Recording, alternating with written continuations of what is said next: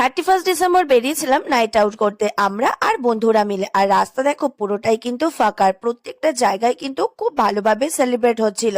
আর আমি না সবসময় ভাবতাম 31 ডিসেম্বর বাইরে কি হয়, তো সেটা দেখার জন্য এবছর আমি বেরিয়েছিলাম। তো গাড়ি পার্কিং করে নিয়েছে, আমরা পাটুলি চলে গেছিলাম। এরপর হাঁটাহাঁটি করছিলাম আর ভাবলাম একটু এই হাঁটা ব্রিজটাই যাই। আর আমাকে দেখো আমি উল্টো পথে হাঁটছিলাম, আর অনেকটা রাত হয়ে গেছিল বলে এখানে পুলিশ আঙ্কেল কিন্তু দাঁড়াতে দিচ্ছিল না।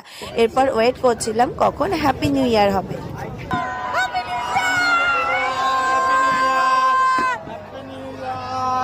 ভালো আছি ভাই। তো এই ফার্স্ট টাইম আমি 31 নাইটে বাইরে ছিলাম, আর আমার খুবই ভালো লাগছিল। তারপরে আমরা ওখানে দাঁড়িয়ে একটু খাওয়া দাওয়া করে নিলাম।